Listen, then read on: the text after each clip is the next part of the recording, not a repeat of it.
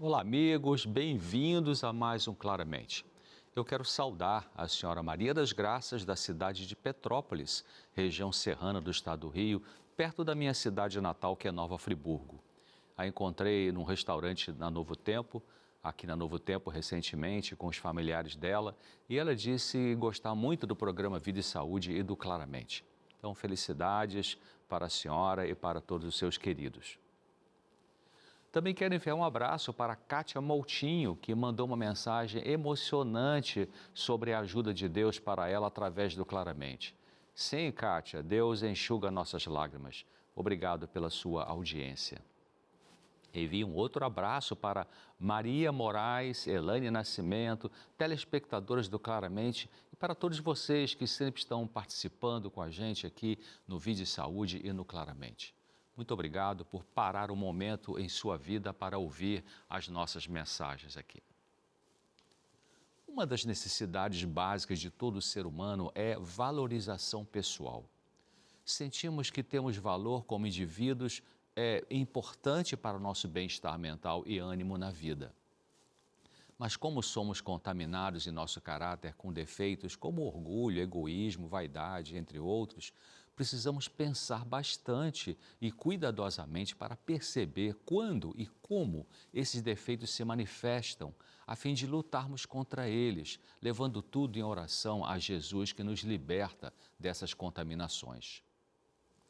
Com frequência, Deus permite que passemos por aflições não para nos destruir ou fazer infelizes, mas para nos amadurecer, corrigir e nos preservar. O apóstolo Paulo escreveu que ele tinha um espinho na carne, ou seja, em seu corpo e mente. O conceito geral sobre isso é que era uma dificuldade que ele tinha de enxergar, talvez como resultado da visão da luz poderosa de Jesus no encontro na estrada de Damasco. Mas eu creio que não era só isso. Deveria existir algo mais profundo que Paulo experimentava como espinho na carne.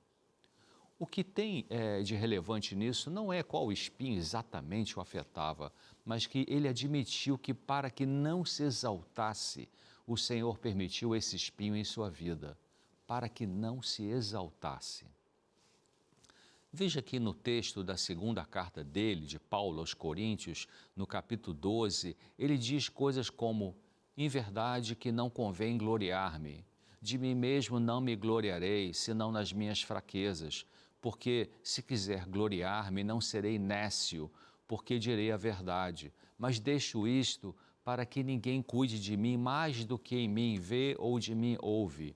E para que não me exaltasse pela excelência das revelações, foi-me dado um espinho na carne, a saber, um mensageiro de Satanás para me esbofetear, a fim de não me exaltar.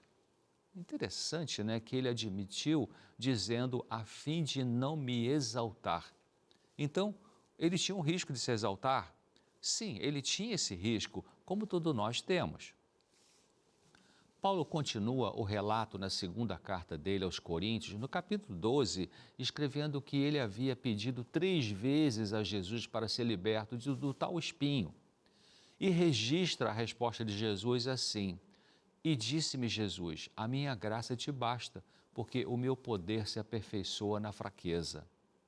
Diante dessa resposta do mestre, Paulo disse então o seguinte: de boa vontade, pois me gloriarei nas minhas fraquezas, para que em mim habite o poder de Cristo. Quando admitimos nossa fraqueza e aceitamos a ajuda de Jesus, nos tornamos fortes. É um paradoxo, mas é uma realidade.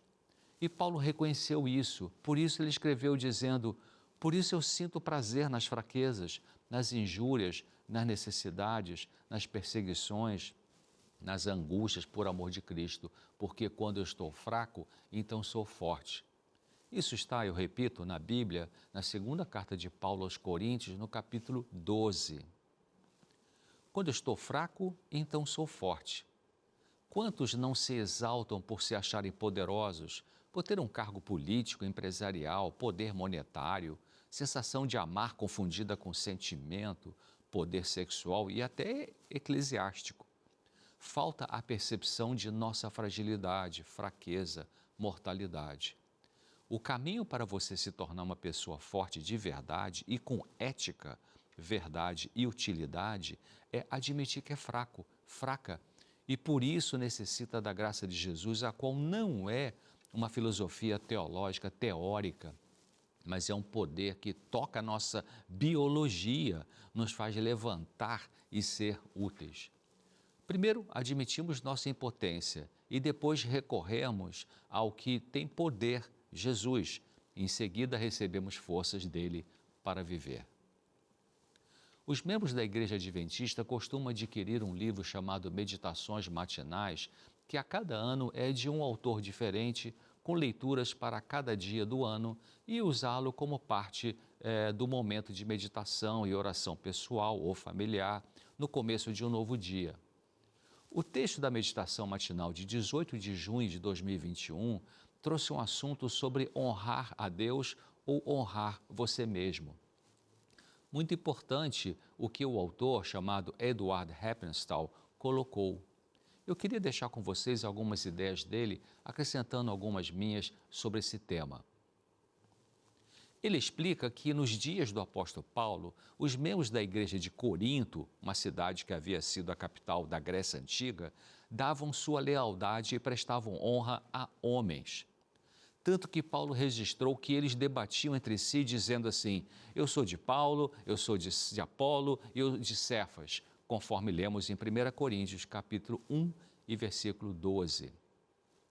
O autor da meditação comenta dizendo o seguinte: é sempre um problema sério quando cristãos professos se deixam atrair mais por seres humanos do que por Cristo. E explica que, obviamente, precisamos da cultura, dos estudos, do aprimoramento intelectual, o qual podemos obter na sociedade. Mas acima disso tudo deve estar a sabedoria de Deus revelada em Jesus. Ele deve ser exaltado e não nós, e não nossas instituições acadêmicas, empresariais, denominacionais. Jesus fez referência a isso ao dizer sobre os fariseus o seguinte: porque amaram mais a glória dos homens do que a glória de Deus, conforme lemos em João, capítulo 12 e versículo 43. Temos que ter cuidado, porque desejar o reconhecimento dos outros pode competir com a obediência a Jesus. Desejar reconhecimento não é erro, não está errado isso, mas a nossa submissão deve ser não a um ser humano, e sim ao Criador. Viver querendo agradar as pessoas e não agradar a Deus e garantir favores humanos, diz o autor da meditação, é indigno para cristãos e uma escolha fatal. Feche os olhos para o aplauso humano. Fuja da competição com seres humanos movidos por desejos egoístas.